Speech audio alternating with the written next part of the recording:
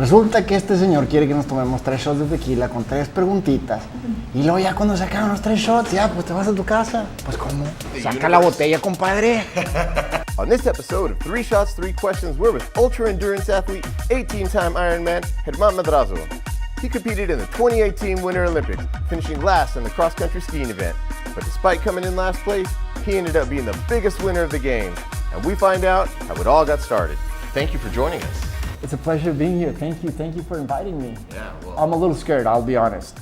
you are from Querétaro. You are born to drink tequila.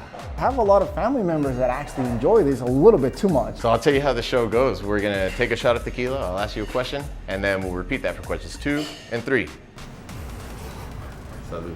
This is scary. Let's do it. All right. You took up skiing a year ago. What inspired you to take on this challenge to do cross-country skiing in the Olympics? What inspired me happened when I was about 8 years old. My mom gave me a little stuffed animal that at the time I didn't know what it was. And it turned out it was the Olympic mascot of the 23rd Olympic Games in Los Angeles. When we started watching the Olympic Games, I was captivated. I was like, man, this has got to be the greatest thing on earth. And right there, I said, I want to be an Olympian. This is what I want to do with my life. 4 years ago. So we were at a table, it looked a little bit like this, and my friends were telling me that they were so annoyed with runners posting about their runs on Facebook. And I was defending my crowd, saying like, we do that to inspire others.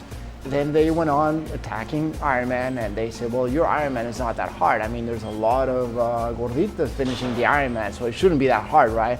I'm like, well, you don't know what they've been through. And one of them just replied, he said, you know what? There's something way harder than Ironman. It's called cross-country ski. I was like, I don't think so, but if it is, I'll try it. So he sent me an article that talked about cross-country ski. He talked about a guy from Peru. And I thought, I'm like, what is a guy from Peru doing in the Winter Olympic Games? I mean, if there's a guy from Peru, there has to be a guy from Mexico, right? Because there was also a guy from Bermuda. I said, wait. Guy from Bermuda, a guy from Peru, there has to be a Mexican here. So I did what everybody else would have done, Googled the list of participants in the 2014 Games, no Mexican. I said, hey, there's something wrong here. If there's a guy from Peru, if there's a guy from Bermuda, then I found a guy from Kenya. I'm like, no, this has got to end. We need a Mexican here now, ahorita, yeah. And that was really what inspired me. The dream of becoming an Olympian had been with me since I was a little kid. So reading this article opened that little window, that little opportunity to fulfill a promise I made to my grandmother about 25 years ago. She got sick. When she was sick, when she was in bed, and I said, if you get better, I promise I'll take you to the Olympic Games. But you gotta promise you're gonna get better. You're gonna fight. And a few hours later, she passed. She's always lived in me. She's always lived in my heart. And I had to take her to the Olympic Games.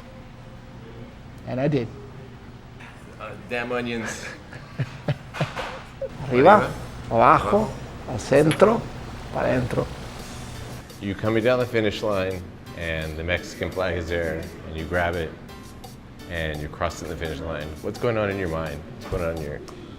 Another friend that's often left out of the story. This wasn't even planned. He was just there cheering for me. He just had the flag there to cheer. He had all the words of encouragement. He had missed 2 water bottle handouts. So I was completely dehydrated when I thought I had had the worst possible day in my life. I get the flag. And I remember why I was there. I was there because it was my dream. And I switched from an angry face to a smile.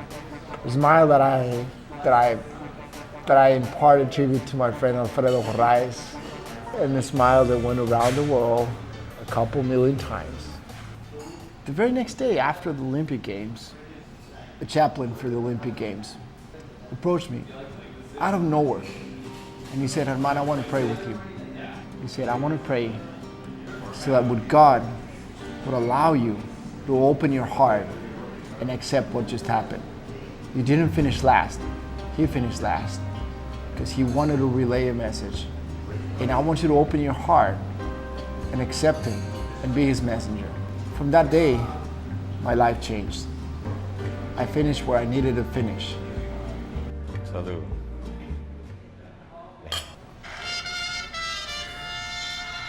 I am sorry. I can't do this without this. Perfect song for the third shot. Salud. Salud. You finished in last, but you were the biggest winner of the event. How have things changed since you got back from Pyeongchang? Not a single bit. If anything was to change after the Pyeongchang experience, then nothing would be worth it. Everything would be fake.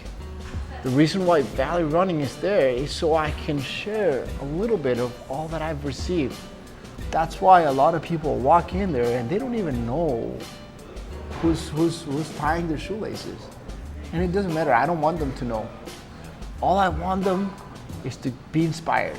I want them to try to be the best version of themselves. And that's my mission, and that's what I want to accomplish in life. How do you think your abuelita would feel right now?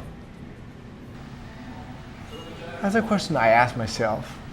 What would they have said if they were there, watching me take the starting line to represent Mexico in the Winter Olympic Games?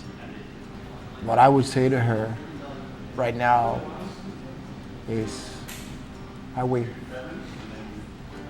Lo logramos. Eres una buena olímpica. Guys, jeez.